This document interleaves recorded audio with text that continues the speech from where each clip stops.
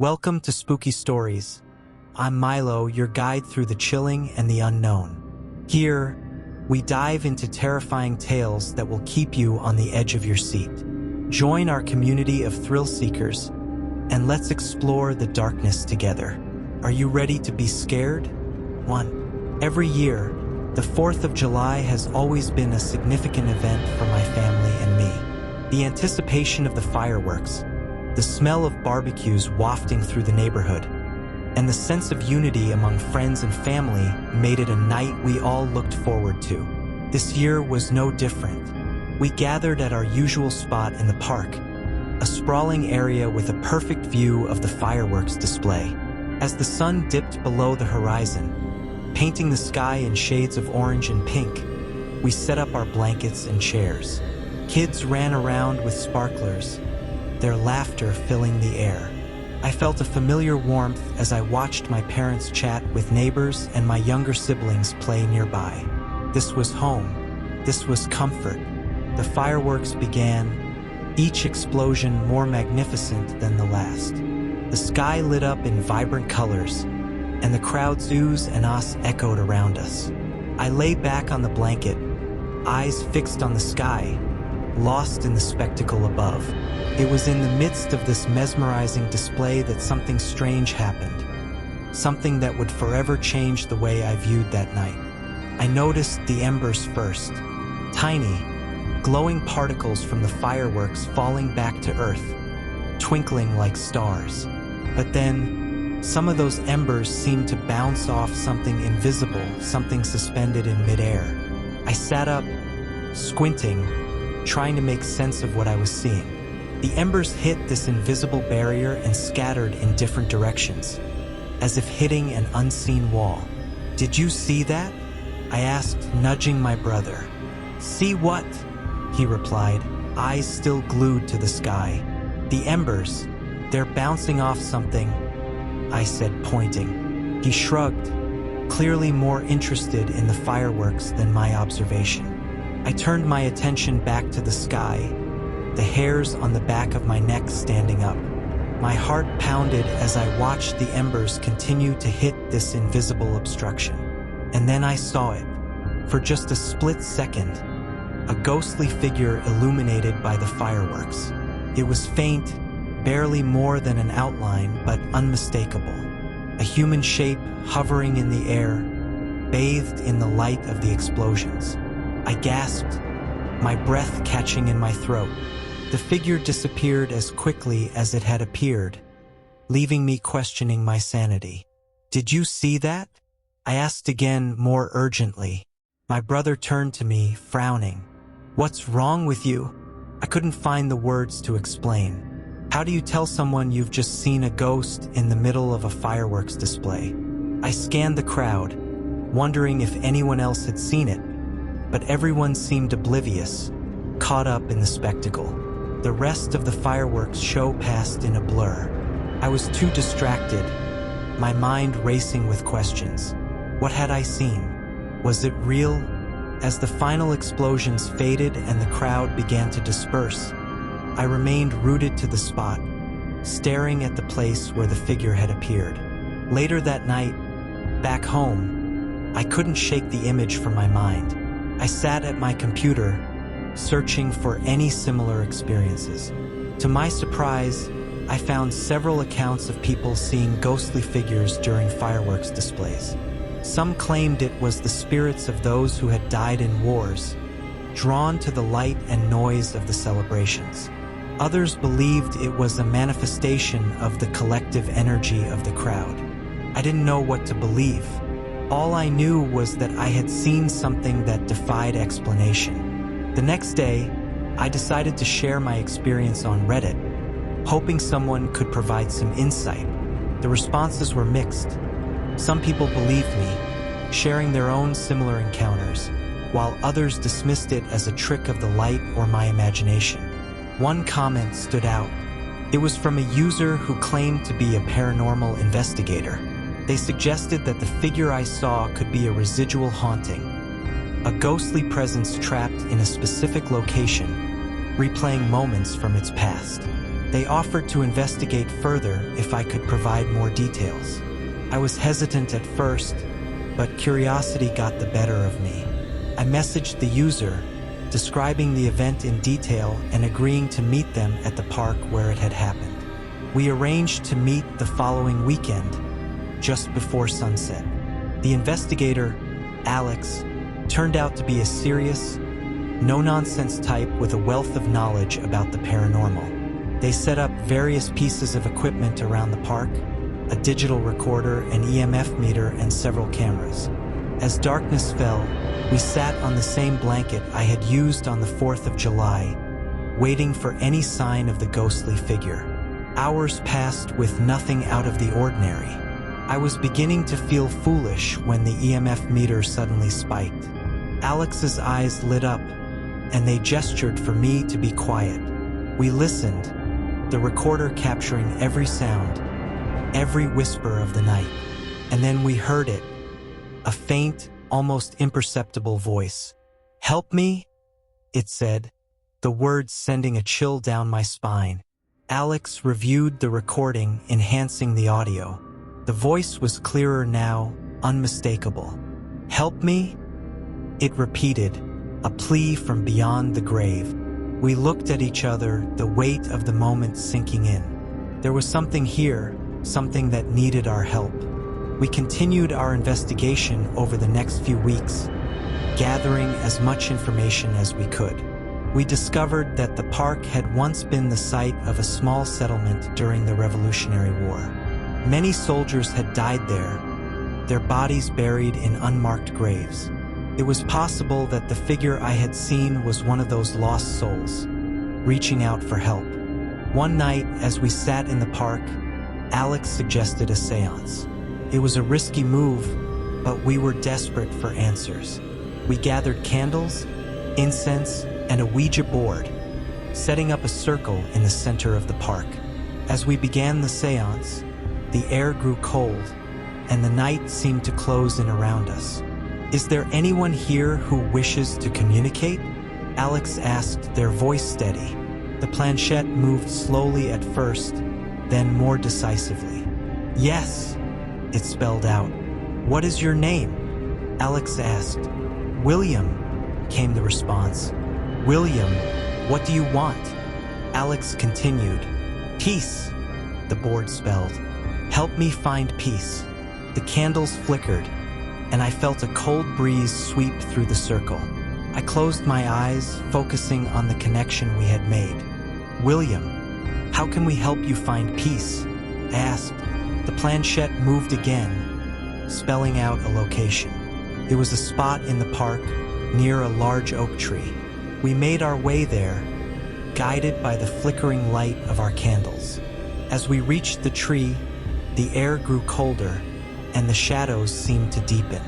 Alex began to dig, and soon we uncovered a small, rusted tin box. Inside, we found a collection of old letters and a locket. The letters were from William to his family, filled with words of love and longing. The locket contained a faded photograph of a young woman, her eyes filled with hope. We read the letters aloud, our voices trembling with emotion. As we finished, the air around us seemed to lighten, and a sense of peace settled over the park. We knew we had done something important, something meaningful. In the days that followed, I no longer felt the chill or saw the shadows in the park. The ghostly figure had found peace, and so had I. The experience had changed me, opened my eyes to a world beyond our own. I shared the story on Reddit, detailing every step of our investigation and the discovery of William's letters. The response was overwhelming, with many people sharing their own stories of encounters with the supernatural.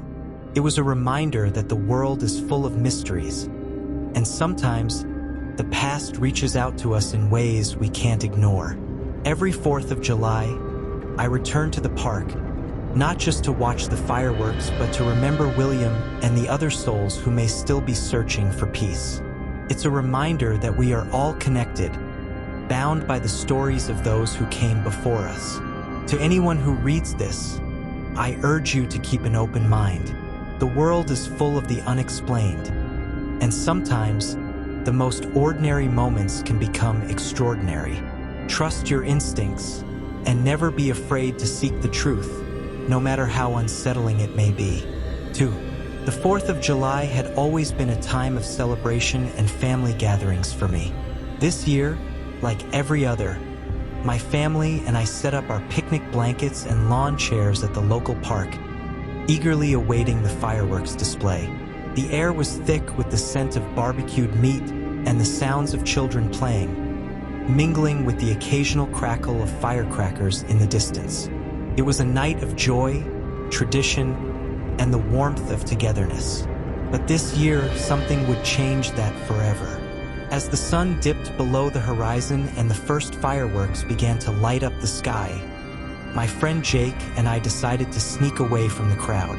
We had always been thrill seekers, drawn to the thrill of the unknown and the lure of the forbidden. That night, our target was an old, abandoned building on the outskirts of town, a place rumored to be haunted and steeped in local lore.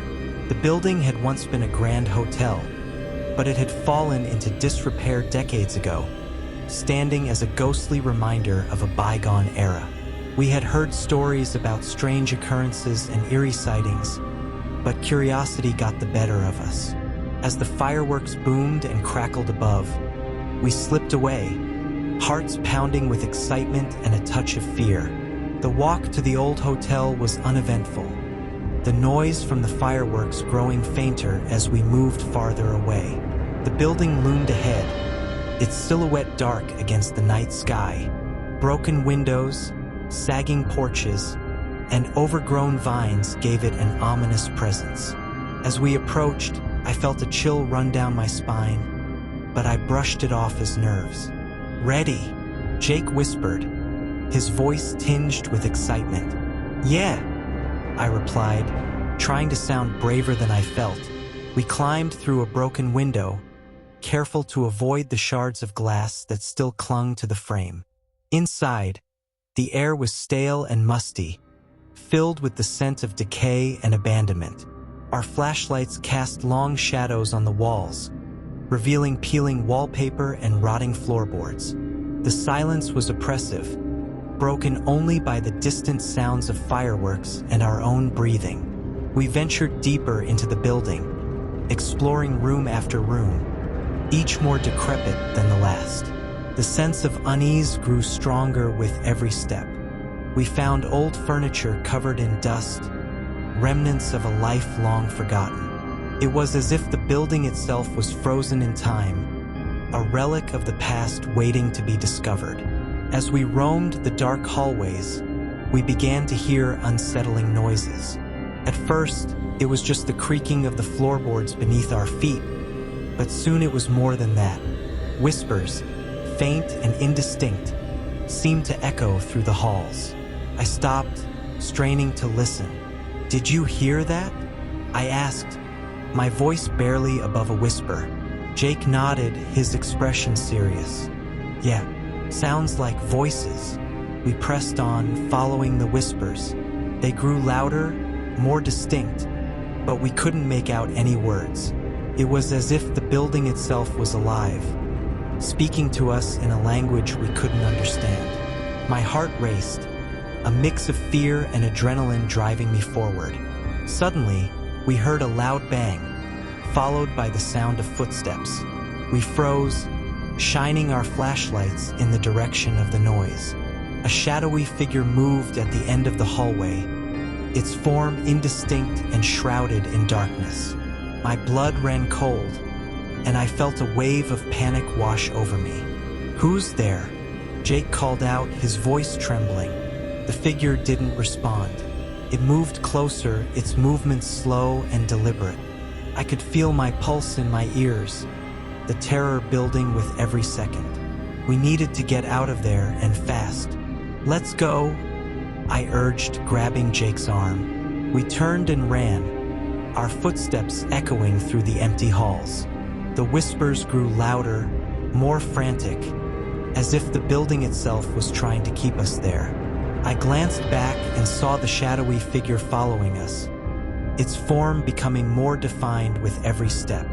We reached the window we had climbed through and scrambled out, not caring about the glass anymore. We hit the ground running, not stopping until we were back in the safety of the park, the fireworks still lighting up the sky. My lungs burned, and my heart felt like it was about to burst from my chest. We didn't talk about what we had seen right away. It was as if speaking about it would make it more real, more terrifying. But I couldn't shake the feeling that we had encountered something beyond our understanding. The shadowy figure, the whispers, what were they? And why did they seem so intent on us?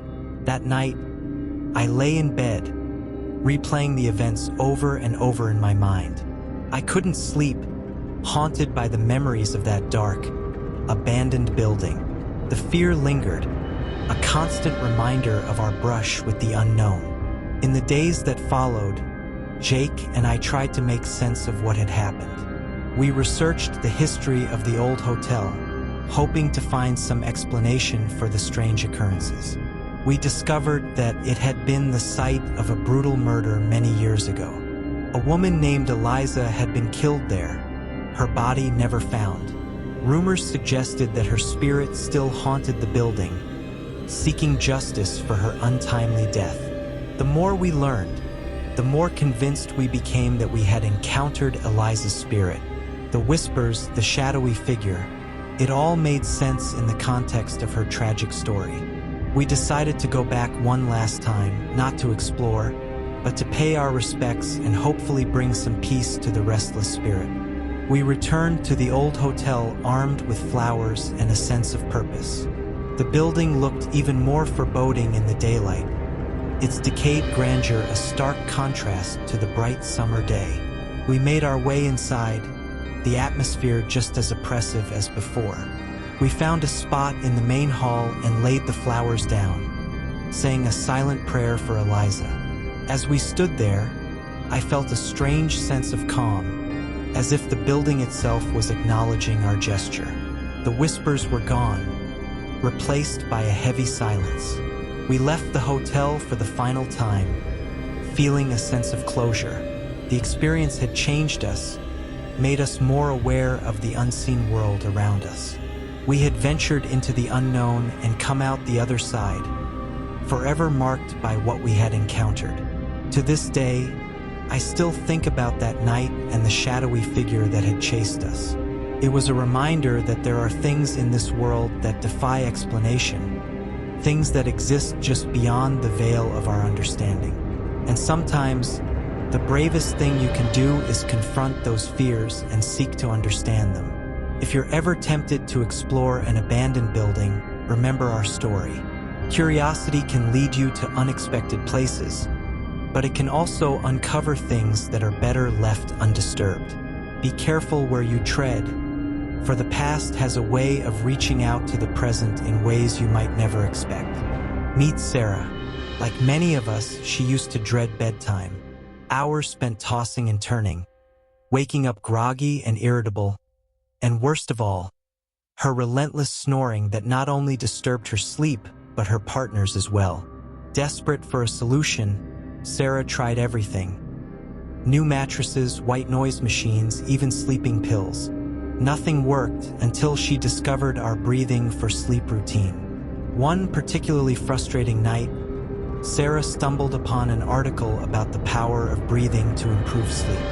Skeptical but willing to try anything, she read about our breathing for sleep routine, a simple, scientifically backed method designed to clear sinuses, enhance breathing, and eliminate oxygen blockades.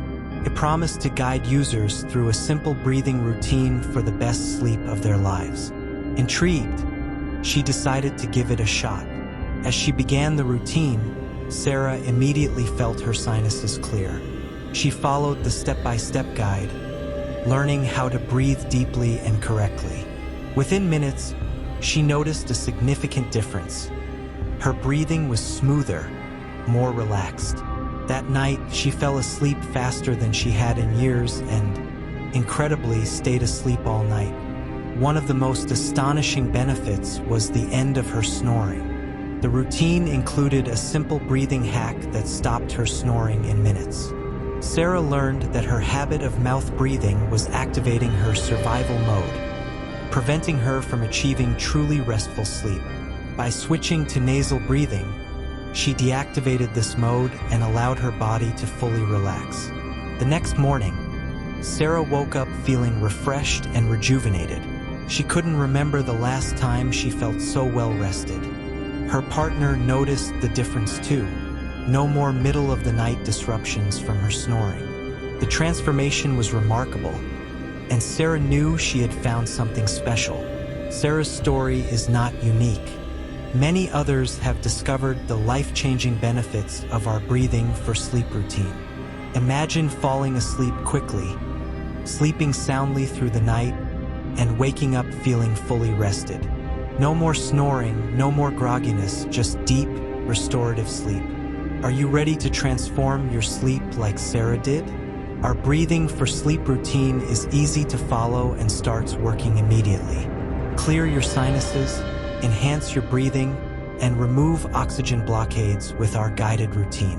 Say goodbye to snoring and hello to the best sleep of your life. Don't spend another night tossing and turning. Experience the power of proper breathing and reclaim your nights. Try our breathing for sleep routine tonight and wake up to a new, refreshed you. Because everyone deserves the gift of deep, restful sleep. Check out the link for this wonder in the description and the comments. Thank you for joining us on this harrowing journey. If you enjoyed this story, don't forget to like, share, and subscribe for more tales of terror. Until next time, stay safe and beware the shadows. 3. The 4th of July had always been a day of celebration for our family. This year was no exception. Our backyard was transformed into a festive haven, adorned with twinkling fairy lights and the tantalizing aroma of barbecued food wafting through the air. Friends and neighbors joined us, their laughter mingling with the crackle of fireworks that promised to light up the night sky. As the sun set and the sky darkened, we gathered on the lawn, eager for the fireworks display.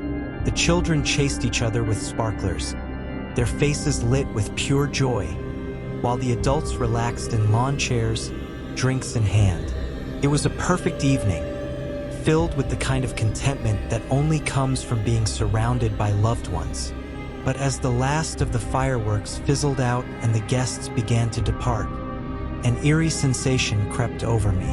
It was subtle at first, a lingering unease that I couldn't quite place. Shaking off the feeling, I helped clean up, putting away the decorations and gathering the leftover food. By the time we headed inside, the sense of unease had grown stronger. The first sign that something was amiss came the next morning. I woke to find the back door ajar, swinging gently in the morning breeze. Frowning, I locked it, dismissing it as an oversight from the previous night's festivities. But the incidents continued. Doors that had been securely closed would be open when we returned to the room. Items would be moved or misplaced, and strange sounds echoed through the house at odd hours. One night, as I lay in bed, I heard the unmistakable sound of footsteps in the hallway. My heart pounded as I listened, the steps slow and deliberate. I nudged my husband, David, who groggily sat up and strained to hear. "There's someone in the house?" I whispered, fear creeping into my voice. He nodded, grabbing a baseball bat from under the bed. We crept into the hallway, the floorboards creaking beneath our feet. The footsteps stopped, and an eerie silence filled the air. We searched the house, room by room, but found nothing out of place. Yet, the sense of being watched lingered, an invisible presence that sent chills down my spine. Days turned into weeks, and the strange occurrences continued. I would hear whispers at night, faint and indistinct, like someone speaking just out of earshot. The children began complaining of bad dreams, waking up in the middle of the night, terrified and inconsolable. The entire atmosphere of our home had shifted from one of warmth and safety to one of fear and uncertainty. Determined to get to the bottom of the mystery, we decided to set up cameras around the house. We placed them in the living room, kitchen, and hallways, hoping to catch a glimpse of whatever or whoever was causing the disturbances. The first few nights yielded nothing unusual, just hours of footage of our empty home. Then, one night, as we reviewed the footage, we saw it. A shadowy figure moving silently through the kitchen, its form barely visible in the dim light. My heart raced as we watched the figure open the fridge, rummaging through the contents before slipping back into the shadows. "We need to call the police," I said, my voice shaking. The police arrived promptly, reviewing the footage and conducting a thorough search of the house. They found nothing unusual, no signs of forced entry or hidden intruders. It was as if the figure had vanished into thin air. The officers suggested it might have been a trick of the light or a prank, but I knew better. The figure was real and it was still out there. As days passed, the feeling of being watched intensified. I started to notice small things: footprints in the dust of the attic, food missing from the pantry, and the unmistakable scent of unwashed clothes. It was then that the horrifying realization dawned on me. Someone had been living in our attic, watching us, and sneaking out when we weren't around. We called the police again, this time directing them to the attic. They found evidence of someone living there: a makeshift bed made from old blankets, a stash of canned food, and even a small pile of clothing. The intruder had been there for weeks, possibly even months, watching our every move. The police identified the man as a local homeless individual who had been evading authorities for some time. He had taken refuge in our attic, using the celebrations and the noise of the fireworks to mask his movements. The thought that he had been living above us, creeping around our home while we slept, was chilling. The man was taken into custody, but the psychological impact of the experience lingered. The sense of violation of having our private space infiltrated was difficult to shake. The children were scared to sleep alone, and I found myself jumping at every creak and groan of the house. In the days that followed, I tried to reclaim our home, to restore the sense of safety and security that had been shattered. We replaced the locks, installed a security system, and made sure every window and door was securely fastened each night. But the fear lingered, a constant reminder of the unseen threat that had been living among us. It was only after we spoke with a therapist that we began to heal. We talked about the experience, confronting our fears and anxieties head-on. Slowly, the house began to feel like home again, the sense of normalcy returning bit by bit. The children's nightmares subsided, and we all began to sleep a little easier. The 4th of July now held a different meaning for us. It was no longer just a day of celebration, but a reminder of the vulnerability we had felt, the unseen dangers that could lurk in the most unexpected places.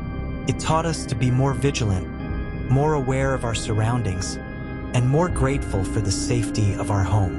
As the next 4th of July approached, I found myself reflecting on the events of the past year.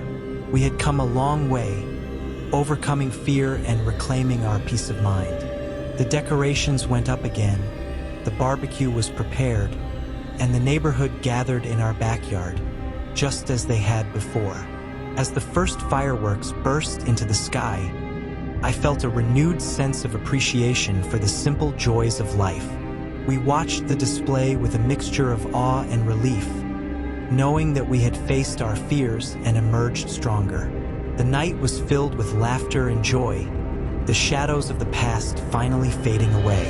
The experience had changed us, but it had also brought us closer together. It was a reminder that even in the face of fear and uncertainty, we could find strength in each other. The 4th of July was no longer just a celebration of independence, but a testament to our resilience and the unbreakable bond of family.